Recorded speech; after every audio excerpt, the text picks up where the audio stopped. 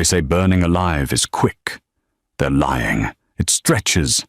Every second feels like an eternity of searing pain before the smoke takes you. Loretta thought she was just saving a trapped child from a blazing brownstone. She didn't know that the boy paralyzed behind those flames was the son of Alex Esposito, the most feared man in New York's underworld. She didn't know that running into that fire would pull her into a world of ashes, million-dollar blood debts, and a man who could raise the entire city for his child. She saved the boy's life, but she was about to find out that might have been her fatal mistake. The heat hit Loretta like a physical blow before she even reached the door. It wasn't the friendly crackle of a fireplace or the controlled flame of a kitchen stove. This was something primal, a roaring beast that breathed sulfur and rage, consuming everything in its path. Black smoke poured from the second-floor windows of the brownstone, curling into the sweltering July sky like dark fingers reaching for escape. The crowd gathering on the sidewalk had their phones out, recording, always recording, never helping. Loretta's fingers tightened around the crumpled bills in her pocket, tonight's tips from her double shift at the diner. Her feet should have kept moving. She should have walked past like everyone else, called 911, waited for the professionals. But then she saw the window. Ground floor. The one she passed every single day. The one where a boy in a wheelchair always sat, his small hand lifting in a wave that she'd returned for months without ever learning his name. The window was dark now. No movement, no wave. The sirens were still blocks away. Loretta dropped her purse and ran. Tell me in the comments before we begin where you are listening from. I'm responding to everyone. The fluorescent lights were too bright. That was Loretta's first coherent thought as consciousness dragged her back from the dark. Her second thought was that her lungs felt like someone had scrubbed them with steel wool and gasoline. She tried to sit up, but a hand pressed firmly against her shoulder. Easy there, hero.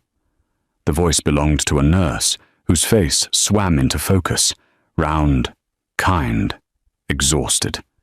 You've got smoke inhalation. Your oxygen levels were critically low when they brought you in. Loretta's throat burned as she tried to speak. The boy, don't talk yet. You need to rest. But Loretta couldn't rest. The images were flooding back now, the foyer door splintering under her kicks, the wall of heat that had nearly stopped her heart, crawling on her belly beneath the smoke. Finding him trapped under a fallen bookshelf, his thin legs useless beneath him, his eyes wide with the kind of terror that no child should ever know. She'd pulled him free. She remembered the weight of him in her arms, lighter than he should have been, as if fear had hollowed him out. She remembered stumbling through the smoke, her vision narrowing to a pinpoint, and then the cool shock of night air and strong hands taking the boy from her arms. Then nothing. The boy, Loretta rasped again, her voice like gravel. Is he okay? They got him out, right? The nurse's expression shifted, something that might have been confusion or concern. Let me get the doctor. 20 minutes later, Loretta found herself staring at two NYPD officers who looked like they'd rather be anywhere else. The older one, Detective Morris, had the weathered face of someone who'd seen too much and believed too little. His partner, a younger woman named Chen, stood by the door with her arms crossed, her expression unreadable. Miss Marino, Morris said, flipping open a notebook that had seen better days. We need to ask you some questions about tonight. I need to know if the boy is okay first. Morris exchanged a glance with his partner. What boy? The steel wool feeling in Loretta's lungs got worse. The boy from the apartment. Ground floor. He was in a wheelchair, paralyzed. I pulled him out. Miss Marino. Morris's voice had gone carefully neutral. at the tone of someone talking to a confused child or a potential mental patient. The building was empty. It's been condemned for 3 months. Squatters sometimes break in, but there was no one inside tonight. That's not true. Loretta tried to sit up straighter, ignoring the oxygen tube pulling at her nose. I saw him every day. He lived there. He waved at me from his window. There's no record of anyone living in that building, Chen cut in, her voice crisp. No utilities, no lease agreements, no tenant registry, nothing. Then check the hospital records. He would have been brought in. Smoke inhalation, maybe burns. We checked. Morris closed his notebook with a finality that made Loretta's stomach drop. No child matching that description was admitted to any hospital in the tri-state area tonight, but no child was pulled from that fire, except in your statement. The room felt like it was tilting. But I carried him out. The firefighters took him from me. The firefighters say you stumbled out of the building alone and collapsed. Morris's expression had shifted from neutral to something that looked almost pitying. You were severely oxygen deprived, Miss Marino. Smoke inhalation can cause hallucinations, false memories. The mind tries to make sense of trauma. I didn't hallucinate a 30-pound child. Loretta's voice cracked, and she hated herself for it. I felt his weight. I felt his arms around my neck. He was real. Chen stepped forward, her hand resting on the rail of the hospital bed. Miss Marino, we understand you've been through something traumatic, but we need you to understand something too. That building was empty. There was no boy. And if you keep insisting there was, we're going to have to consider that you might be experiencing a psychiatric episode. The implication hung in the air like smoke. If she kept pushing, they'd label her unstable. They'd make this her problem instead of their mystery. Morris pulled out a card and set it on the bedside table. If you remember anything else, anything real, give us a call. For now, get some rest. And Miss Marino? He paused at the door. Maybe think twice before running into burning buildings. Heroics are for people with training and insurance. They left her there, alone with the beeping monitors and the fluorescent lights, and the absolutely certainty that she had not imagined the weight of a child in her arms, or the fear in his dark eyes.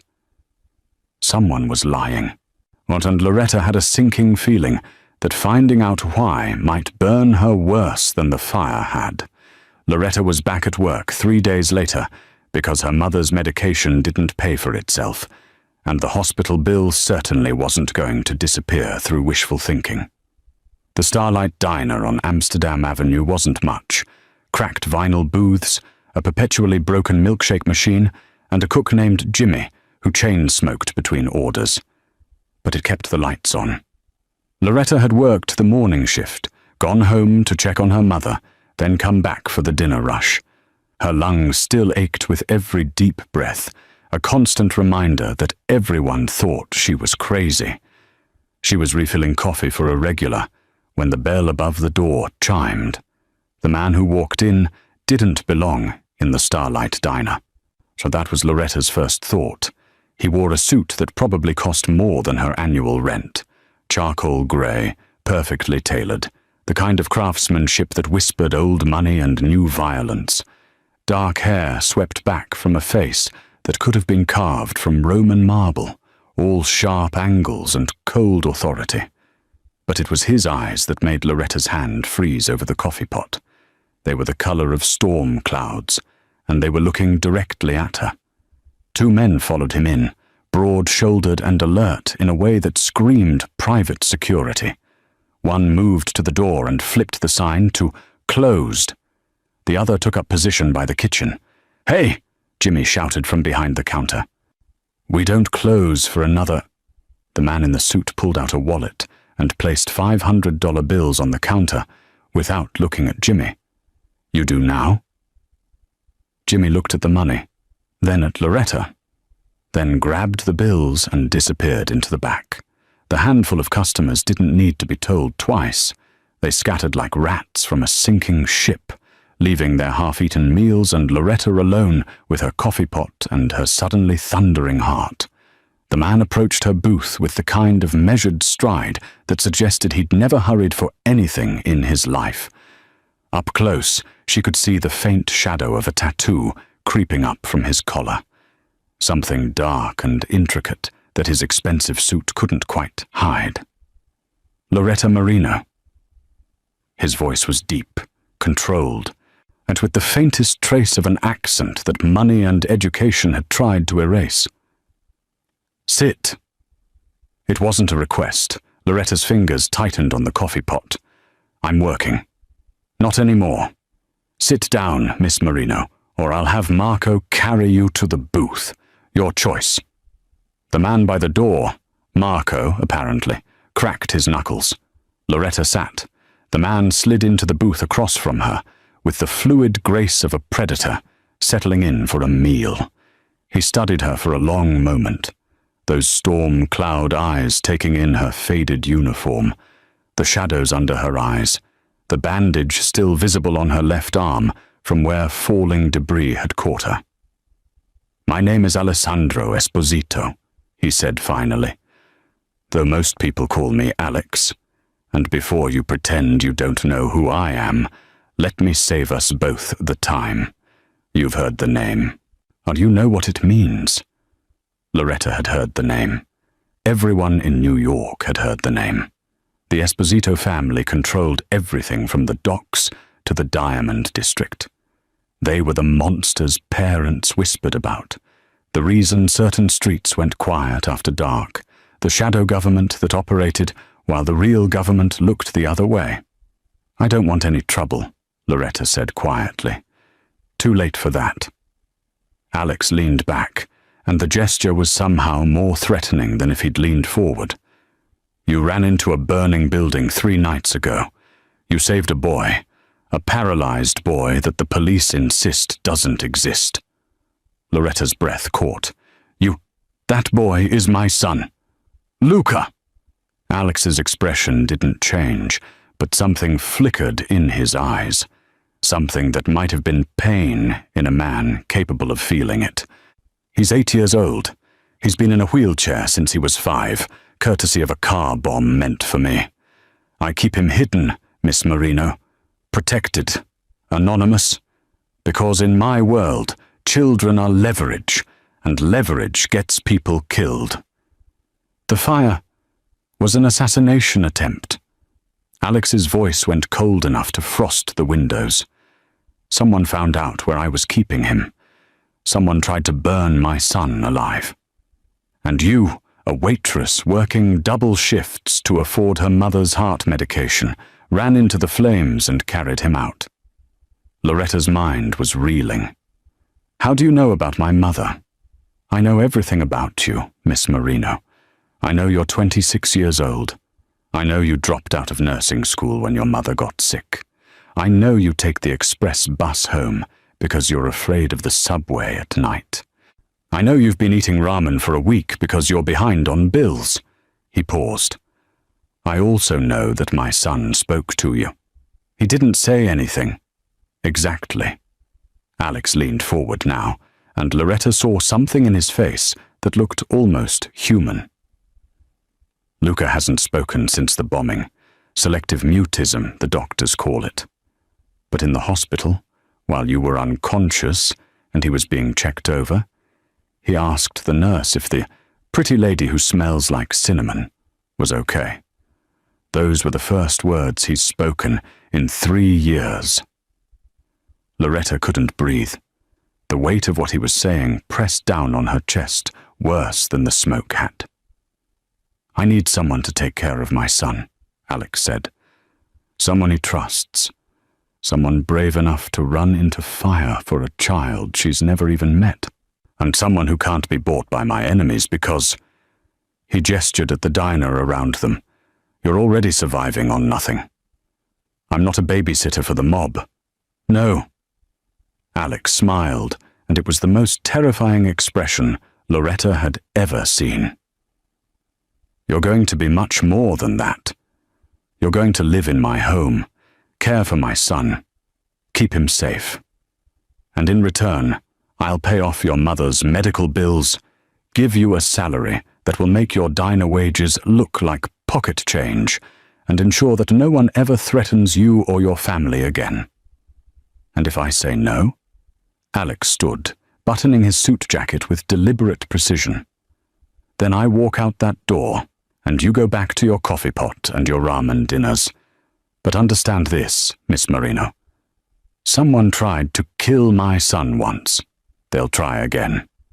And the next time there's a fire, I won't be there to make sure there's someone brave enough or foolish enough to run inside." He placed a business card on the table. "You have 24 hours to decide. Choose wisely." He was gone before Loretta could find her voice, his security detail melting out the door behind him like shadows at dawn. Loretta sat alone in the empty diner, staring at the card. Embossed letters, a phone number. No address, because men like Alessandro Esposito didn't need to advertise where they lived. Her hands were shaking. She had 24 hours to decide if she was going to walk into another kind of fire entirely. The car that picked up Loretta wasn't what she expected. She'd imagined something ostentatious, a stretch limousine with tinted windows and chrome accents. Instead, a sleek black sedan pulled up to her mother's apartment building at exactly 8 in the morning, so understated it could have belonged to any corporate executive. Except corporate executives didn't usually employ drivers who checked their shoulder holsters before opening the passenger door. Her mother had cried when Loretta explained where she was going. Not the full truth, never the full truth, but enough. A private care position for a wealthy family. Live-in. Excellent pay. Her mother's medications were already paid for, transferred into her account by someone with enough power to make hospital billing departments move at supernatural speed. "Be careful, baby," her mother had whispered, clutching Loretta's hands with fingers made fragile by illness. Rich people don't give away money for nothing. Loretta knew that, or she just didn't know yet what the real price would be. The drive took 40 minutes, leaving Manhattan behind for the manicured wealth of Westchester County. They turned off the main road onto a private drive, flanked by iron gates that rolled open silently. Operated by guards Loretta couldn't see but knew were watching. The driveway curved through perfectly maintained grounds, ancient oaks, sculptured hedges, a fountain that looked like it had been imported from a Venetian palazzo. Then the house came into view, and Loretta understood that calling it a house was like calling the ocean a puddle. The Esposito estate was a fortress disguised as old money architecture. 3 stories of grey stone and tall windows, with wings that stretched out like protective arms. Security cameras tracked their approach from discreet mountings, or more guards, these ones visible, patrolled the perimeter with the disciplined spacing of military personnel. The message was clear. Nothing got in or out of here without Alessandro Esposito's permission. The car stopped at the front entrance. The driver opened her door without a word, and Loretta stepped out into air that smelled like cut grass and money, and something else she couldn't quite name. Danger, maybe. Or just the particular scent of a place where normal rules didn't apply. The front door opened before she could knock. Alex stood framed in the doorway, and the sight of him stole the breath from Loretta's lungs all over again. He wore another immaculate suit, navy this time, with a white shirt open at the collar. But it was what she could see at that open collar that caught her attention. The tattoo she'd glimpsed in the diner continued up his neck, dark lines that suggested something larger, more intricate, hidden beneath the civilized veneer of expensive fabric. A saint, maybe, or a demon. She couldn't tell which. "Miss Marino." He stepped aside. "Welcome." The interior of the house matched the exterior's promise of cold perfection. The foyer was all marble floors and soaring ceilings, a crystal chandelier that probably cost more than her mother's apartment building. Everything was pristine, coordinated, absolutely sterile. It looked like a museum after hours, beautiful and untouched and completely devoid of warmth. A woman appeared from a side hallway, older, severe, with silver hair pulled back so tightly it looked painful. "This is Mrs. Chen," Alex said. "She manages the household staff. She'll show you to your quarters. First, you should meet Luca." Alex's tone shifted slightly, and Loretta caught something in his expression that might have been vulnerability in a man capable of showing it. "He's been asking about you." They walked through hallways lined with art that Loretta suspected was original, a Modigliani here, what might have been a Caravaggio there. More security cameras tracked their progress. They passed closed doors behind which Loretta heard voices, the tap of computer keyboards, the kind of white noise that suggested this house was more than a home. It was a headquarters. Alex stopped at a door on the second floor and knocked, which surprised her. "Luca, your new friend is here." The room beyond was different from the rest of the house. Where everything else was cold and coordinated, this space exploded with color. Drawings covered the walls, crayon and marker and paint, chaotic and vivid. Toys scattered across the floor. A large window overlooked the gardens, letting in actual sunlight. And in the center of it all, in a wheelchair positioned by a low table covered in art supplies, sat the boy. Luca looked up, and his face transformed. He was small for 8, with Alex's dark hair and eyes that held too much knowledge for a child. The wheelchair was top-of-the-line medical equipment, all chrome and careful engineering. But his smile was pure and uncomplicated, and aimed directly at Loretta like a beam of light. "You came," he said, his voice barely above a whisper, as if speaking was something he had to consciously remember how to do. "Oh, I thought maybe I dreamed you." Loretta crossed the room and knelt beside his wheelchair, ignoring the way her still healing lungs protested. "I'm real, and I'm here now." "Because of me?" Luca's expression turned uncertain. "Papa said you're going to stay because of me." "Because of you," Loretta confirmed, and reached out to gently squeeze his hand. His fingers were thin, cool, but they held onto hers with surprising strength. Behind her, she heard Alex make a sound, something caught between relief and something darker.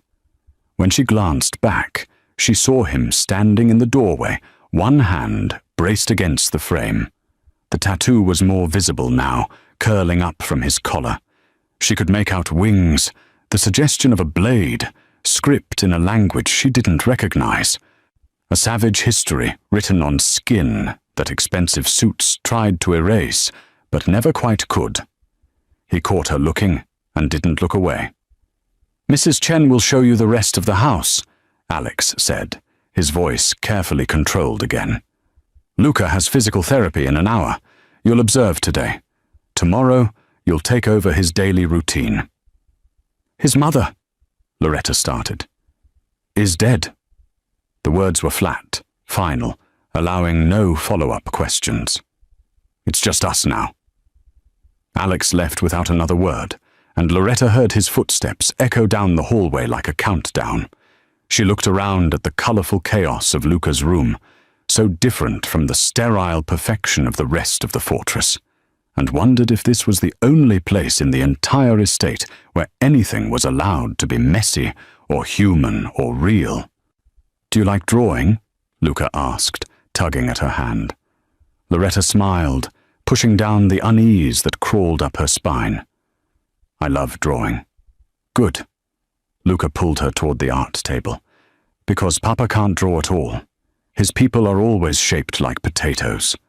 And despite everything, The guards, the cameras, the fortress walls, the dangerous man with salvation and damnation written on his skin. Loretta laughed. Maybe, she thought, she could survive this after all. The physical therapist arrived at precisely 10 o'clock, wheeling an equipment that looked more like medieval torture devices than medical tools. Her name was Dr. Reeves, and she had the kind of professionally cheerful demeanor that Loretta recognized from her own truncated nursing school days, the voice people used when they'd learned to smile through other people's pain. Luca's face shut down the moment she entered. "Good morning, Luca." Dr. Reeves's brightness could have powered the entire estate. "Ready to work on those leg exercises?" Luca stared at the wall. "Luca, we talked about this. If you want to get stronger, you have to." He said he doesn't want to. Loretta hadn't meant to interrupt, but the words came out before she could stop them. Dr. Reeves turned, her smile acquiring a sharp edge. "And you are?" "Loretta Marino. I'm Luca's new caretaker." "I see." The smile didn't reach Dr. Reeves's eyes. "Well, Miss Marino, and Luca has a very specific therapeutic protocol that's been designed by specialists. He needs to maintain muscle tone and joint flexibility, even if he's not particularly enthusiastic about it."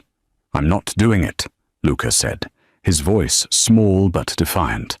The session devolved from there.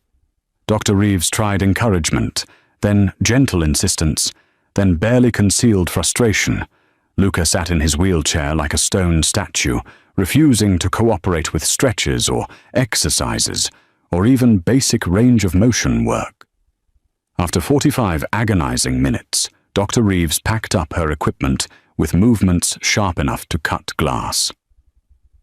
"Mr. Esposito will hear about this," she said, directing the comment at Luca, but clearly meaning it for Loretta. This is the third session he's refused to participate in. After she left, Loretta pulled a chair over to face Luca's wheelchair. "Want to tell me what that was about?" Luca's jaw was set in a way that reminded her painfully of his father. "It hurts. I know. She says it's supposed to hurt, that it means it's working." His eyes filled with tears he refused to let fall. "But it never works. I never get better. So why does it have to hurt?" Loretta's chest ached. "Because life isn't fair. Because you're 8, and you've already learned that effort doesn't always equal reward. Because your father's enemies took your legs, and no amount of physical therapy will ever give them back." But she didn't say any of that. "What if we tried something different?" Loretta said instead. "Something that's not about getting better, just about feeling better?" Luca looked at her with cautious hope. "Or like what? Do you like music?" 20 minutes later, Loretta had convinced Mrs. Chen to let them use the kitchen. The housekeeper had been horrified at first. Mr. Esposito's son did not belong among the pots and pans, but something in Loretta's expression must have convinced her to allow it. The kitchen was massive, all commercial-grade appliances and granite counters, clearly designed for catering large events rather than family dinners. Loretta suspected most of the equipment had never been used. She found what she needed anyway: flour, sugar, eggs, vanilla. The basics for chocolate chip cookies, the universal language of childhood comfort. She lifted Luca from his wheelchair and settled him on a stool at the counter, positioning him so he could reach the mixing bowl. Then she pulled out her phone and scrolled through her playlist until she found it. Old Motown, the kind of music her mother used to play on Sunday mornings when the world felt manageable. "Okay," Loretta said, as Marvin Gaye's voice filled the kitchen. "Your job is to mix. My job is to make sure we don't burn the place down. Deal?" Luca's hands hesitated over the bowl, then plunged in. Flour puffed up in a cloud that dusted his dark hair white. He laughed, actually laughed, and the sound was better than anything Loretta had heard since arriving at the fortress. They mixed and measured, and Loretta taught him the trick her mother had taught her. Always save a little dough to eat raw, consequences be damned. Luca's face when he tasted it was pure joy. Chocolate chips smeared at the corner of his mouth. "Oh, this is better than therapy," he said. "Don't tell Dr. Reeves that." They were sliding the first tray into the oven when Loretta felt the prickle of awareness at the back of her neck. She turned and found Alex standing in the doorway. So still, he might have been carved from the same stone as his house. How long had he been watching? He'd shed his suit jacket, and his shirt sleeves were rolled up to his elbows, revealing more of the tattoos that covered his forearms. Loretta could see them clearly now, saints and sinners intertwined, Latin script winding between images of damnation and salvation. One forearm bore what looked like the Madonna, the other a skull crowned in thorns. A man caught between heaven and hell, wearing his war on his skin. "Papa!" Luca's face lit up. "'Cause we're making cookies." "I can see that." Alex's voice was carefully neutral, but his eyes were locked on Loretta with an intensity that made her skin feel too warm. "Mrs. Chen informed me you'd commandeered her kitchen." "I'm sorry, I should have asked." "Don't apologize." Alex moved into the kitchen with that predator's grace, coming to stand beside his son. He reached out and gently brushed the flour from Luca's hair, and the gesture was so tender it made Loretta's throat tight. Dr. Reeves called. She said Luca refused therapy again. The warmth drained from the room. "It's my fault," Loretta said quickly. "I should have encouraged him to—" "She also said," Alex continued, his gaze shifting from Luca to her, "that in the 5 minutes after you spoke to him, he was more responsive than he'd been in the last 3 sessions combined." He paused. "She recommended I fire her and hire you instead." Loretta blinked. "What?" "I told her that wasn't possible, since you're not a licensed physical therapist." Alex's expression remained unreadable. "But I also told her that her services were no longer required. You'll coordinate Luca's care going forward. Do what works. Clearly you have better instincts than the specialists I've been paying." "I don't have any medical training." "You have something better." Alex looked at his son, and something in his face cracked, just for a moment, just enough for Loretta to glimpse the man beneath the monster. "You have what he needs." The timer went off, shrill in the sudden silence. Loretta pulled the cookies from the oven, golden and perfect, and filling the sterile kitchen with the smell of home. She plated 3 of them, sliding one toward Luca, one toward Alex, and keeping one for herself. "You have to try them while they're hot," she said. "That's the rule." Luca bit into his immediately, making happy sounds that brought the ghost of a smile to Alex's face. The mob boss picked up his cookie like it might explode, studying it with the same intensity he'd probably applied to million-dollar deals and execution orders. Then he took a bite. Loretta watched something shift in his expression. Surprise, maybe, or the distant memory of something like normalcy. He finished the entire cookie in silence, and when he looked at her again, the ice in his eyes had thawed just enough to let her see the storm beneath. "You're good for him," Alex said quietly, meant only for her, while Luca reached for a second cookie. "Don't make me regret bringing you here." It wasn't a threat. Not exactly. But it wasn't not a threat either. "I won't," Loretta said, and hoped it was a promise she could keep. Alex left them there in the warm kitchen, and Loretta watched him go, noticing the way his shoulders carried weight that no expensive suit could hide. A father terrified of failing his son. A king afraid his crown was made of ashes. She was beginning to understand that the real fortress wasn't the house, or the guards, or the walls. It was the man himself. And she'd just been given the keys. If you are still listening now, I need you to subscribe to my channel if you haven't. Your subscription means a lot to me, more than you know. Thank you, stranger. But Loretta had been living in the fortress for 2 weeks when Mrs. Chen asked her to help with the laundry. The regular girl called in sick, the housekeeper said, her tone suggesting that calling in sick was a moral failing.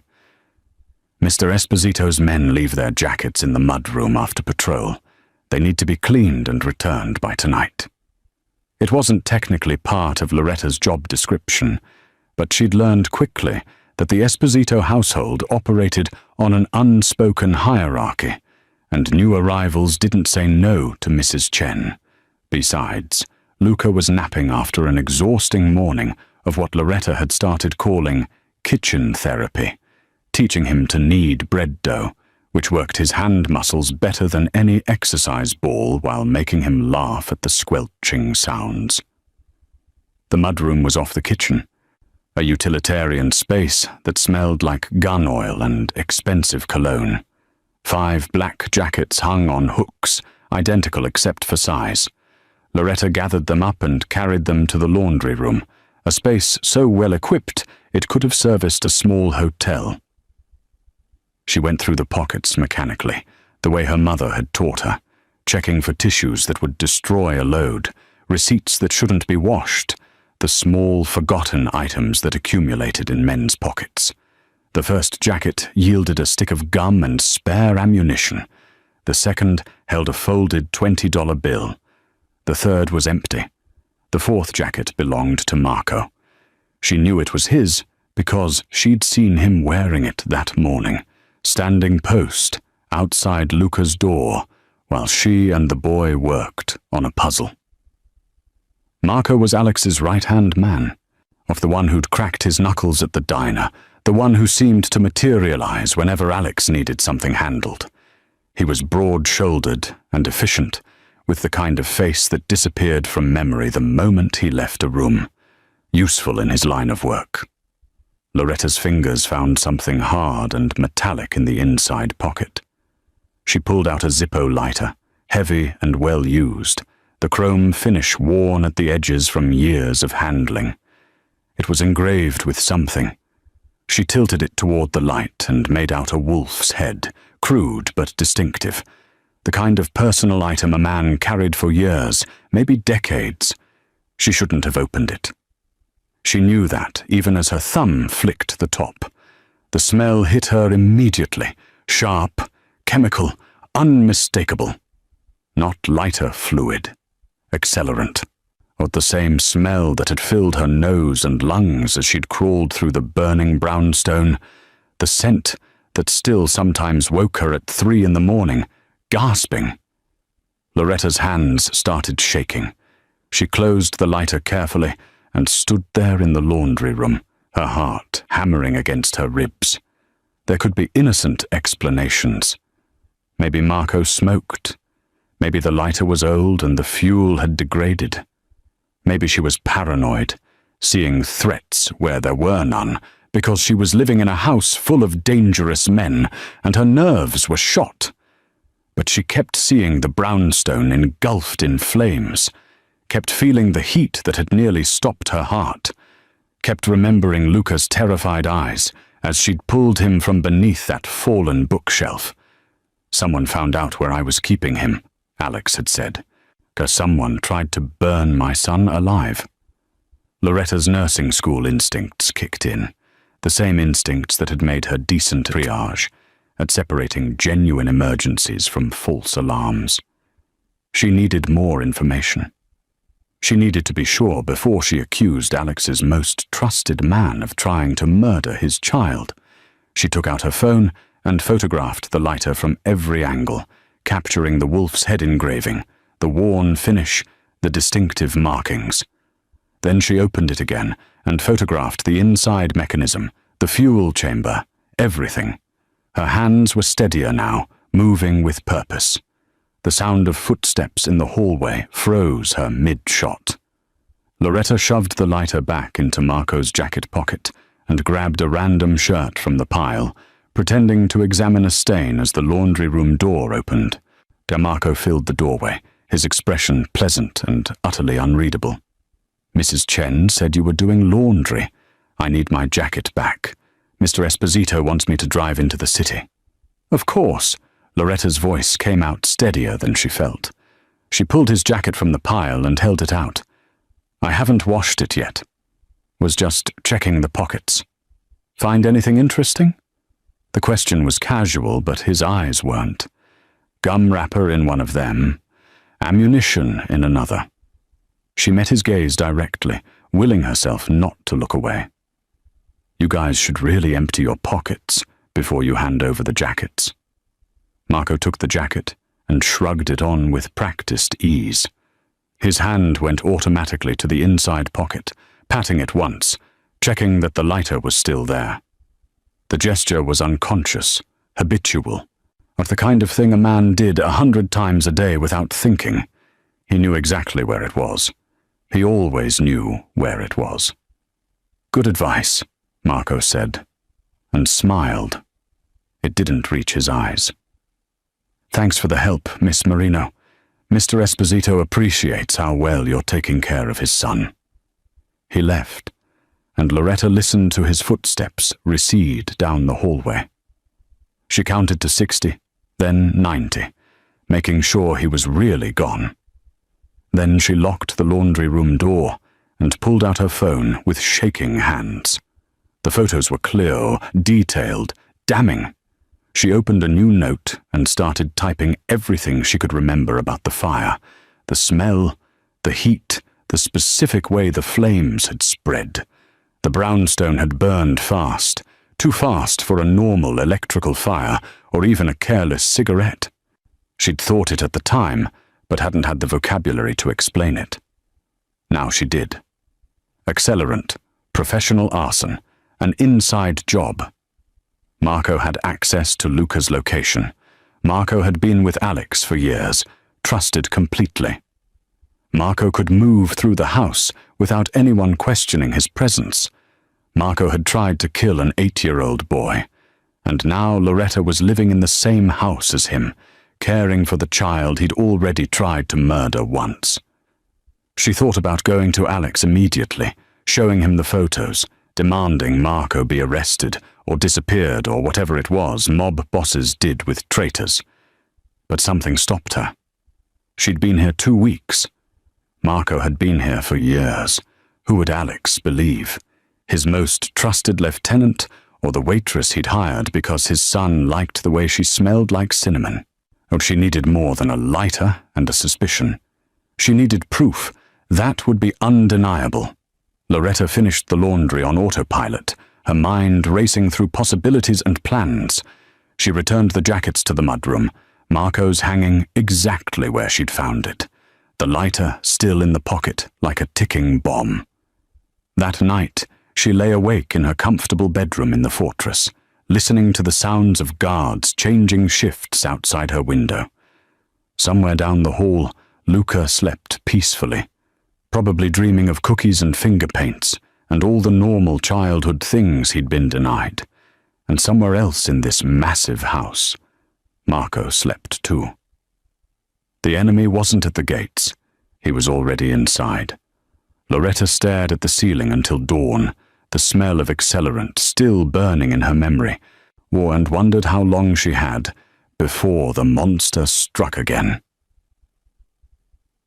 Loretta waited until Luca was asleep before she went looking for Alex. She found him in his office on the 3rd floor, a room she'd only glimpsed in passing. Dark wood paneling, floor-to-ceiling bookshelves, and windows that overlooked the estate like a watchtower. The door was ajar, and through it she could see him sitting behind a massive desk, shirt sleeves rolled up, those tattooed forearms braced on either side of an open laptop. He looked exhausted in a way that expensive suits usually hid. Loretta knocked, and his head snapped up with the alertness of a man who'd survived by never being caught off guard. "Miss Marino." His expression shifted from dangerous to merely guarded. "Is Luca all right?" "He's fine." "Sleeping?" She stepped into the office before she could lose her nerve. "I need to talk to you about something." Alex gestured to one of the leather chairs facing his desk, but Loretta remained standing. Sitting felt like surrender, and she needed whatever advantage height could give her, minimal as it was. "I found something," she said, pulling out her phone. "In Marco's jacket, when I was doing laundry." Something flickered across Alex's face. Annoyance, maybe, that she was bothering him with household minutiae. And Loretta pulled up the photos and held out her phone, a lighter, with accelerant residue, the same smell from the fire. Alex took the phone, his expression unreadable as he scrolled through the images. The silence stretched long enough that Loretta could hear her own heartbeat, or could hear the ancient clock on the mantel, ticking away seconds that felt like hours. Then he handed the phone back. "Marco smokes," Alex said, his tone dismissive. "He's been trying to quit for years. Carries that lighter everywhere. It was his father's. It smells like accelerant, not lighter fluid. I know the difference. You know the difference." Alex's voice went cold. "You, who ran into one burning building and now sees arsonists in every shadow. You've been here 2 weeks, Miss Marino. Marco has been with me for 15 years. He was at my wedding. He held Luca the day he was born. He took a bullet meant for me in 2019. The words hit like physical blows, but Loretta stood her ground. "That doesn't mean... It means you don't know what you're talking about." Alex stood, and the movement was controlled fury. He came around the desk, and suddenly the office felt much smaller. "You think you can walk into my house, into my life, and start pointing fingers at the people who've bled for me? At the man who's protected my son since before you knew he existed? I'm trying to protect your son now." Loretta's voice rose despite her best efforts to stay calm. "Someone tried to kill him. You said that yourself. And I'm telling you, I found evidence. You found a lighter." Alex was close now, close enough that she could see the gold flecks in his storm cloud eyes, could smell his cologne, something dark and expensive that probably cost more than her monthly salary. "Do you have any idea how many people carry lighters? How many legitimate reasons there could be for trace chemicals? Then test it, or have it analyzed. I'm not going to waste resources investigating my most trusted man because the help got spooked doing laundry." The words were calculated cruelty, designed to put her in her place. They worked. Loretta felt the sting of them, the reminder that no matter how much Luca liked her, no matter how many cookies they baked together, she was still just the waitress Alex had bought to keep his son happy. "Fine." She turned to leave, her hands clenched into fists at her sides. "When something happens, and it will happen, remember that I tried to warn you." "Is that a threat, Miss Marino?" She spun back to face him. "It's a promise. You're so busy trusting the wrong people that you can't see what's right in front of you. Marco had access. Marco knew where Luca was. Marco would die for my son." Alex's voice was deadly quiet now, the kind of quiet that preceded violence. "Can you say the same?" "I already almost did." The words exploded out of her, raw and furious. "I ran into fire for a child I'd never met. I breathed smoke and burned my skin and collapsed because I couldn't let him die. So yes, I can say the same. What I can't say is whether you'll believe me before it's too late." The air between them crackled with something that wasn't entirely anger. "You don't understand the world I live in," Alex said, but his voice had lost some of its edge. "Everyone wants something. Everyone has an angle. People don't just run into burning buildings out of the goodness of their hearts." "I did." "Why?" He moved closer, and now there were only inches between them. "Why would you risk your life for a stranger's child? What were you hoping to gain? Loretta's laugh was bitter. Hoping to gain. I was hoping not to have to live with watching a kid die because I was too scared to act. I was hoping not to become one of those people filming instead of helping. I was hoping... Her voice cracked. I was hoping to do one good thing in a world that feels like it's burning down around us every single day. Alex stared at her, and something in his expression shifted. The armor cracked, just slightly, just enough for her to see the exhaustion beneath it. The fear, the crushing weight of keeping his son alive in a world that wanted him dead. You think I don't know Marco's capable of betrayal? Alex's voice was quiet now, almost defeated. You think I don't lie awake every night wondering which of my men will be the one to put a bullet in my head? I know what I am, Miss Marino. I know what I've built. But I have to trust someone, or I might as well put Luca in a bunker and never let him see daylight again. Then trust me. Loretta held his gaze. Just this once. Look into it. Please. They stood there in the dim office, close enough to touch, the tension between them transforming into something neither of them wanted to name. Alex's eyes dropped to her mouth, then back up, and Loretta saw him consciously step back, putting distance between them like it physically hurt. I'll have someone look into it, he said finally. Quietly. But if you're wrong, if you've damaged my relationship with one of my best men over nothing, there will be consequences.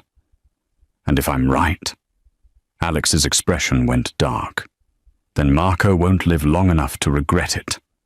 He moved back to his desk, effectively dismissing her. But as Loretta reached the door, his voice stopped her. Miss Marino. She turned. You were right. About the therapy. About the cookies. About what Luca needs. He wasn't looking at her, his attention fixed on the papers scattered across his desk. Don't make me regret trusting you about this too. It wasn't an apology. Men like Alessandro Esposito didn't apologize. But it was something. Loretta left him there, her heart still racing, her skin still tingling from standing so close to him. She made it halfway down the hallway before she had to stop and lean against the wall, pressing her palms flat against the cool surface. That tension in the office hadn't just been about Marco, or the lighter, or trust. That had been something else entirely. Something dangerous. Something that could burn them both worse than any fire. Loretta pushed off the wall and headed back to her room, but she knew she wouldn't sleep. Not tonight. Not with the memory of Alex's eyes on her mouth. Not with the knowledge that the enemy was close and getting closer. The fortress walls were strong, but they couldn't protect against what was already inside. And she wasn't sure anymore which threat scared her more. Marco's lighter, or the way her pulse had jumped when Alex had stepped close enough for her to count his heartbeats. Alex left at dawn. Loretta heard his car pull out of the circular drive from her bedroom window, watched the tail lights disappear through the iron gates. He'd mentioned the meeting the night before, something about territory disputes and negotiations that required his physical presence. He'd be gone until late evening, maybe longer. Marco was driving him. That detail had made Loretta's stomach clench, but Alex had dismissed her concerns with a look that said the conversation was over. Whatever quiet investigation he'd promised hadn't yielded results, or maybe he'd never actually started one. Either way, he trusted Marco enough to put his life in the man's hands for a 6-hour round trip. Loretta had spent the night memorizing the guard rotations, the camera blind spots, the rhythms of the house. If Marco was going to make a move, it would be today, while Alex was gone and the fortress's king was away from his castle. She kept Luca close all morning. They made breakfast together. French toast with strawberries, Luca's favorite. They worked on a painting project in his room, his small hands covered in blue and gold tempera. She taught him a card game her mother had taught her, and his laugh echoed through the colorful chaos of his space like music. It was almost noon when the lights went out. Not gradually. Not like a blown fuse or a tripped breaker. Every light in the house died simultaneously, plunging them into the grey dimness of a cloudy day filtered through windows. The ever-present hum of electronics, security systems, computers, cameras, went silent. Luca looked up from his cards, confused. What happened? Loretta was already moving toward the door. Stay here. I'm going to check. The door opened before she reached it. Marco stood in the hallway, and the pleasant expression he usually wore had been replaced by something else entirely. Something cold and purposeful. He held a gun in one hand, casual and competent, like it was an extension of his body. Step away from the boy, he said. Loretta's mind raced through options, calculating distances and probabilities. She was between Marco and Luca, but that advantage meant nothing against a bullet. The panic button Alex had shown her, the one that would summon every guard on the property, required electricity. The cameras were dead.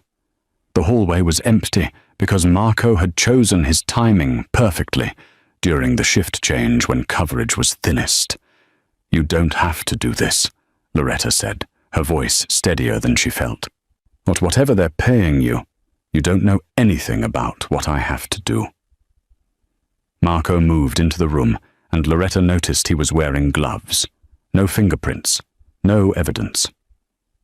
You should have minded your own business, should have just kept making cookies and playing house, but you had to go digging. Behind her, she heard Luca's wheelchair move, heard his small voice say, "Loretta? It's okay, sweetheart." She didn't dare turn around, didn't dare take her eyes off Marco. Everything's going to be okay. Touching. Marco's smile was a razor blade. Really? But I've got a schedule to keep. You can make this easy or hard, Miss Marino. Your choice. Loretta lunged for the art table, grabbing the scissors they'd been using to cut paper. It was a pathetic weapon against a gun. But it was something. She turned. Was putting herself fully between Marco and Luca, the scissors held out like a knife. You'll have to go through me. Yeah, Marco said. I figured. He moved faster than she expected, closing the distance in 2 strides. Loretta slashed with the scissors, felt them connect with his forearm, saw blood bloom through his shirt. Marco cursed and backhanded her with the gun, the metal connecting with her temple in an explosion of white pain. Loretta hit the floor hard, her vision swimming. She tried to get up, tried to move, but her body wouldn't cooperate. Through the ringing in her ears, she heard Luca screaming, heard the sound of his wheelchair being grabbed. No! She managed to push herself to her knees, tasted blood in her mouth. Marco was already at the door, Luca thrashing in his arms. The boy was stronger than he looked, so fighting with everything he had, his fists connecting with Marco's face and chest. But it wasn't enough. It was never going to be enough. Loretta! Luca's scream was raw terror. She tried to stand, but Marco turned and kicked her in the ribs. The air left her lungs in a rush, and she collapsed, gasping. The last thing she saw before the darkness took her was Luca's face over Marco's shoulder, tears streaming down his cheeks, his mouth forming her name. Then nothing. Loretta woke to absolute darkness and the smell of motor oil. Her head throbbed where Marco had hit her, and her ribs screamed with every breath. She tried to move and realized her hands were zip-tied behind her back, ankles bound together. The surface beneath her was rough carpet, vibrating with the rhythm of movement. A trunk. She was in the trunk of a car. The panic clawed at her throat, but she forced it down, forced herself to think. How long had she been unconscious? Where was Luca?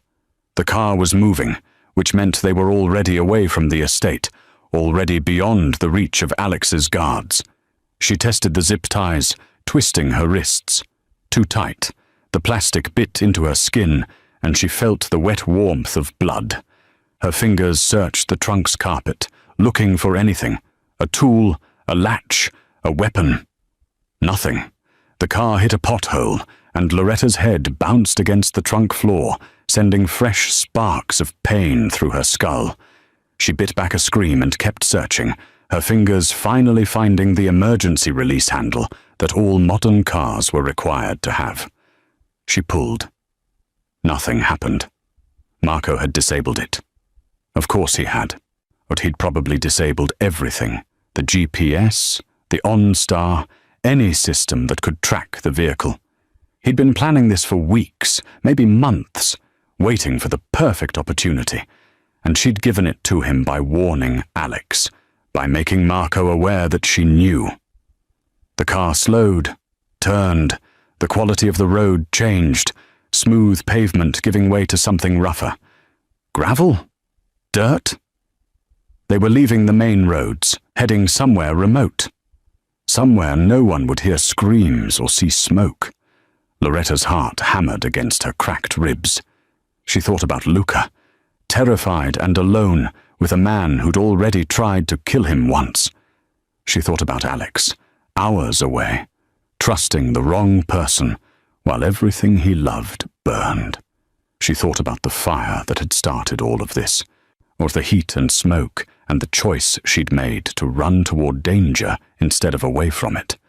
The car stopped. Loretta held her breath, listening. A door opened and closed, footsteps on gravel, coming closer. The trunk latch clicked, and light flooded in, grey and overcast, but blinding after the absolute darkness. Marco's face appeared above her, and he was smiling. "Welcome back, Miss Marino.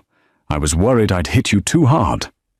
He reached in and grabbed her by the arm, hauling her out of the trunk with no regard for her injured ribs.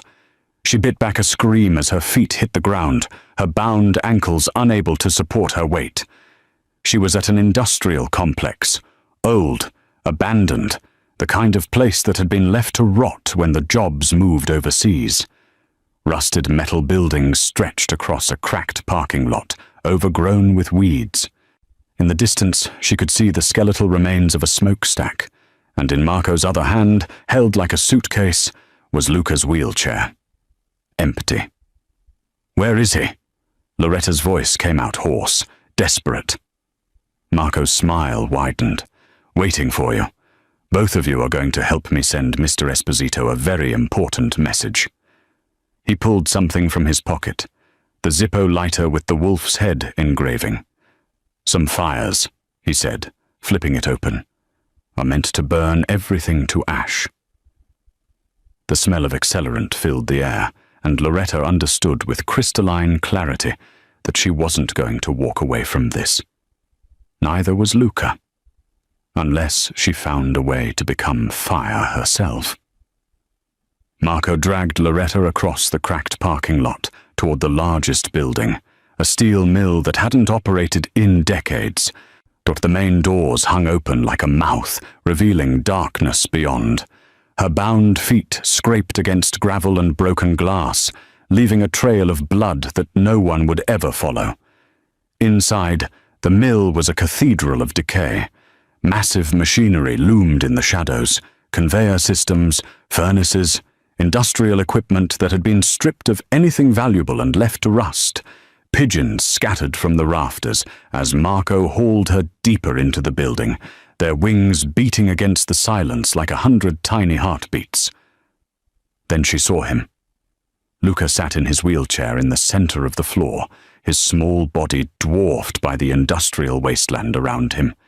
His face was streaked with tears, but his eyes burned with the same defiance she'd seen in his father. He wasn't screaming anymore. He'd gone silent, shutting down the way he had after the bombing, retreating to that place where words couldn't reach him. "Luca!" Loretta's voice echoed off the metal walls. The boy's head snapped up, and relief flooded his features. "Loretta!" "Touching reunion." Marco shoved Loretta down beside the wheelchair, and she fell hard on her already injured ribs.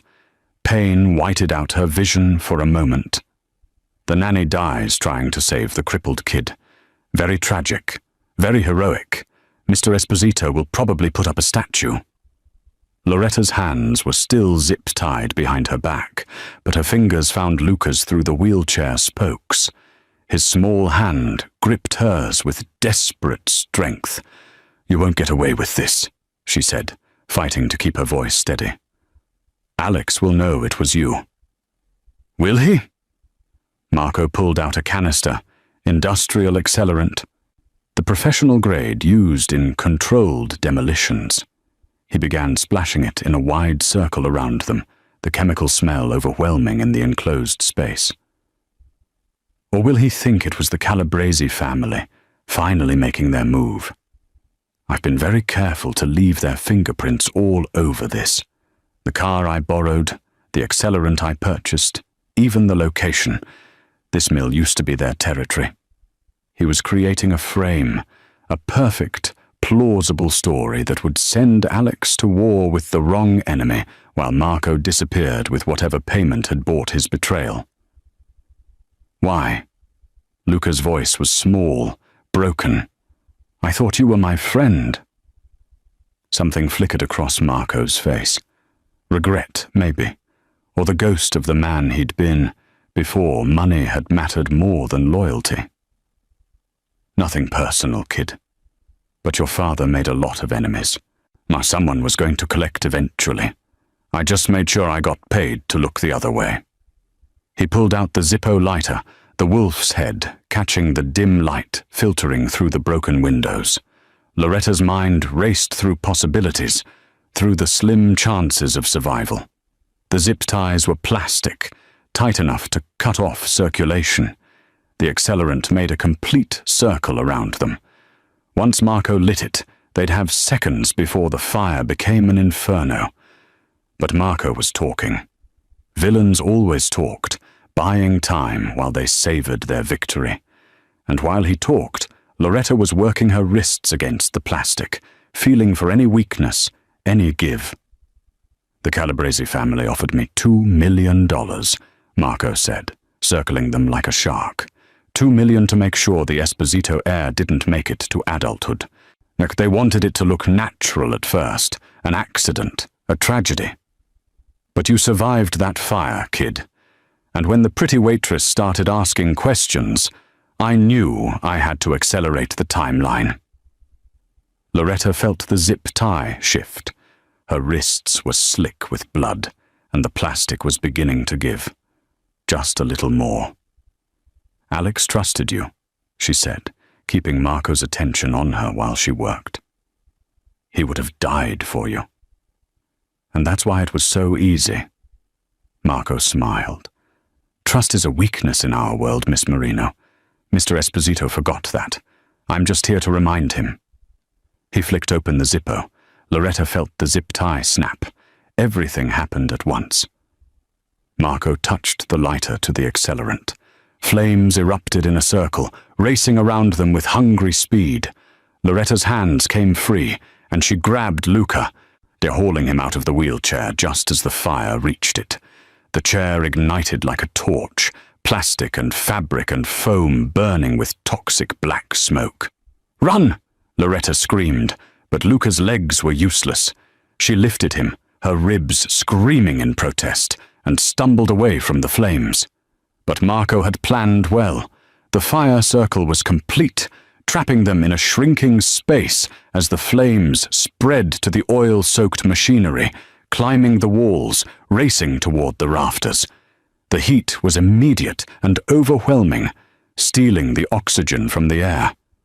Loretta remembered this feeling, this suffocating pressure, from the brown stone. But this time there was no door to crash through, no firefighters coming to save them. This time they were going to burn. Then Loretta saw it, a red box on the far wall, barely visible through the smoke. A fire suppression system, probably ancient and possibly defunct, but maybe still functional. "Hold on to me," she told Luca, and felt his arms lock around her neck.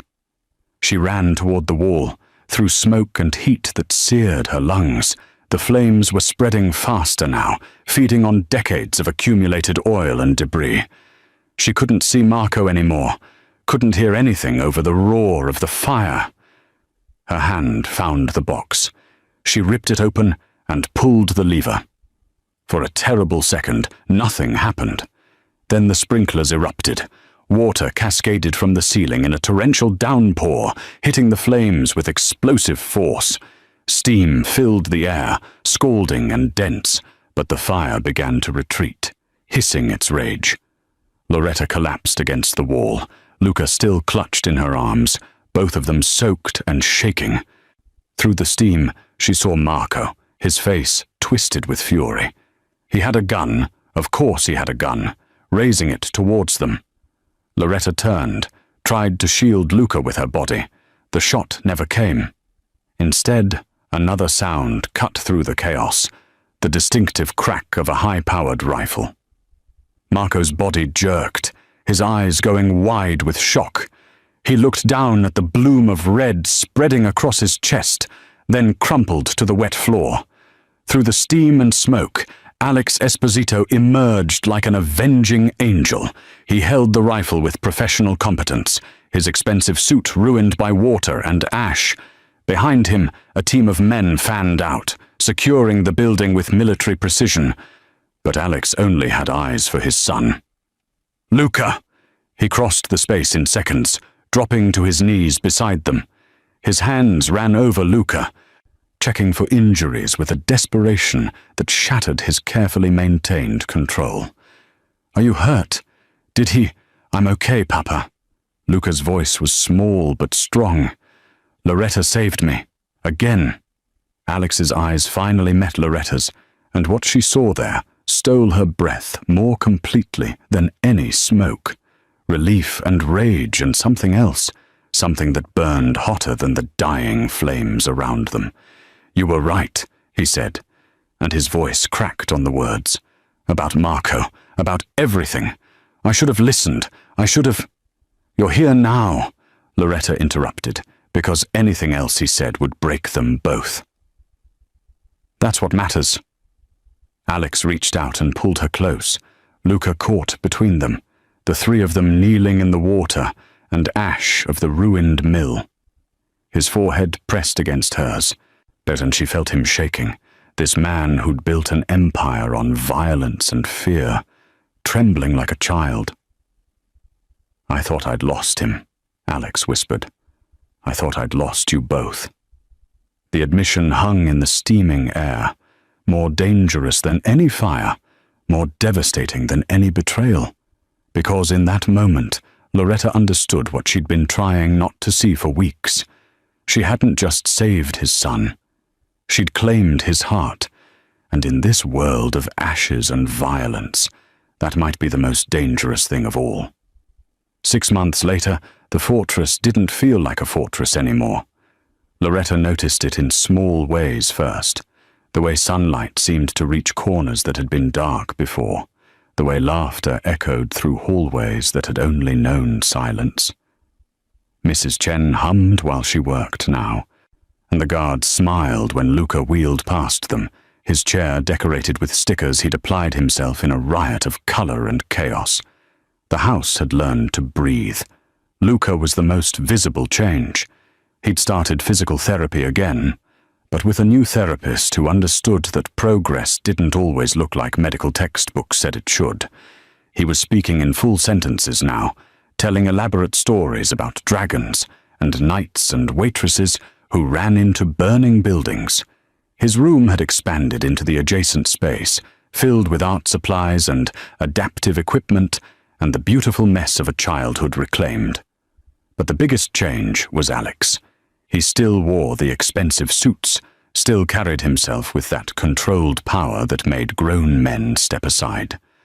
But the ice in his eyes had thawed, or replaced by something warmer, something almost human. He'd stepped back from the family business as he called it, delegating the violence to others while he focused on the legitimate enterprises that had always existed in the shadows of his empire. Real estate, import-export, investments that didn't require blood to turn a profit. He was trying to become the kind of man who deserved the life his son was building. The kind of man who deserved her. Loretta found him in the garden on a Sunday afternoon in early autumn. She'd been looking for Luca and discovered instead Alex kneeling by the rose beds, his sleeves rolled up, dirt under his fingernails. The tattoos on his forearms were fully visible in the golden light. All those saints and sinners, the visual history of a man trying to find redemption. "This is new," Loretta said, and he looked up with a smile that still had the power to stop her heart. Luca wanted a butterfly garden. Apparently, they need specific flowers. Alex gestured at the freshly turned earth, the careful arrangement of milkweed and coneflowers.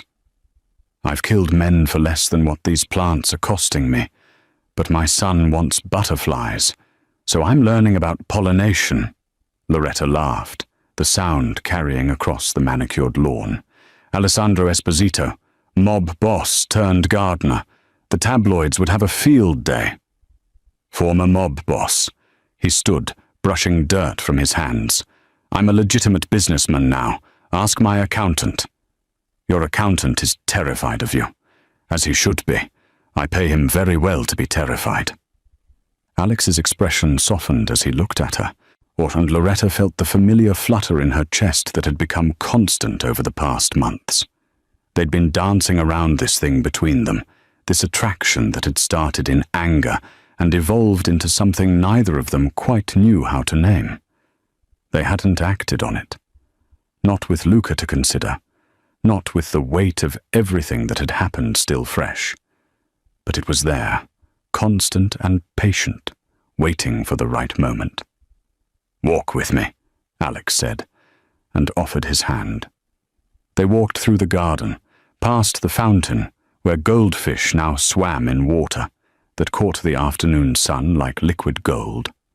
Past the bench where Luca liked to read, decorated with the cushions Loretta had chosen because the estate needed color, needed softness, needed proof that beauty could exist without coldness. Alex stopped at a small clearing where a new tree had been planted, a Japanese maple, its leaves already turning crimson with the season. "I planted this the day after the mill," Alex said quietly. "A life for a life. My accountant thinks I'm losing my mind, spending money on therapy and trees instead of territory. But I'm tired, Loretta. Tired of building empires on ash. Tired of being the monster in my son's bedtime stories." Turned to face her, and the vulnerability in his expression was more devastating than any weapon. "You walked through fire for us, twice.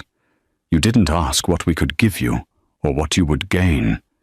You just ran toward the flames because that's who you are." His hand reached up to cup her face, thumb brushing her cheekbone. "I want to be the kind of man who deserves that. The kind of man who would walk through anything for you." Loretta's breath caught. "Alex, I'm not good at this," he continued, and she heard the frustration in his voice, the struggle of a man more comfortable with violence than vulnerability. "I don't know how to be soft or safe or any of the things you probably deserve. But I know that when I thought Marco had killed you, something in me broke that I didn't know could break. And I know that Luca lights up when you walk into a room in a way he never did before you came into our lives." He reached into his pocket and pulled out a small velvet box. When he opened it, Loretta's eyes burned with sudden tears. The ring was stunning, a ruby surrounded by diamonds, the stone the deep red of fire and passion and blood. It caught the light like a living thing, that like all the flames they'd survived distilled into something beautiful. "I'm not asking you to marry a mob boss," Alex said, dropping to one knee in the dirt of his butterfly garden. This man who'd ruled an empire, now kneeling before a waitress who dared to save his son. I'm asking you to marry a father who's trying to do better, a man who's learning about butterflies and therapy, and how to be someone his family doesn't have to fear. Marry me, Loretta. Walk through life with me. And I promise I'll spend every day trying to be worthy of the woman who ran into fire for us. Tears spilled down Loretta's cheeks as she dropped to her knees in front of him, taking his scarred, tattooed hands in hers. Yes. Yes, of course, yes. The kiss was soft at first, tentative. They're two people learning the shape of something new and precious and hard-won. Then it deepened, became something fierce and claiming, a promise sealed in the garden where butterflies would soon dance, and a man was learning to grow things instead of burn them. I love you, Alex whispered against her lips. I didn't think I was capable of it anymore, but you made me remember. I love you too, Loretta said, and felt the truth of it settle into her bones. My beautiful, broken king. Luca found them there 20 minutes later, still kneeling in the dirt, the ruby on Loretta's finger catching fire in the fading light. Does this mean Loretta's staying forever? He asked, and the hope in his voice was almost painful in its innocence. Forever, Alex confirmed, and Loretta saw tears in his eyes, this man who'd built his reputation on never showing weakness, crying in front of his son because happiness was more terrifying than any threat. Luca wheeled closer and threw his arms around both of them, and they stayed like that as the sun set over the estate. Three people who'd found each other in fire and chosen to build something better in the ashes. Because sometimes, Loretta thought, salvation doesn't look like perfection. Sometimes it looks like a mob boss learning to garden, a traumatized boy learning to speak, and a waitress learning that running toward danger can lead to the safest place of all home. The world would still be complicated. Alex's past would still cast long shadows. There would be challenges ahead, negotiations between legitimate business and the life he was leaving behind. But they would face it together, this family forged in flames. And maybe that was the truest lesson, that courage wasn't the absence of fear, but the choice to love despite it. That heroism wasn't about being fearless, but about being afraid and running toward the fire anyway. That redemption was possible, even for men with blood on their hands and saints and sinners tattooed on their skin. Sometimes the bravest thing you could do was stay, was fight, was believe that even in a world burning down around you, you could build something worth saving. Loretta had run into fire to save a stranger's child. She'd walked out with a family. And that, she thought as Alex's arms tightened around her, was a story worth telling. If this story of courage, redemption, and unexpected love moved you, don't forget to like this video, subscribe to the channel for more powerful stories, and comment below telling us what moment touched your heart the most. Was it Loretta's first rescue, the confrontation in Alex's office, or the proposal in the butterfly garden? We love hearing from you, and your support helps us bring you more stories that remind us all that even in the darkest moments, hope can still ignite. Until next time, keep running toward the light.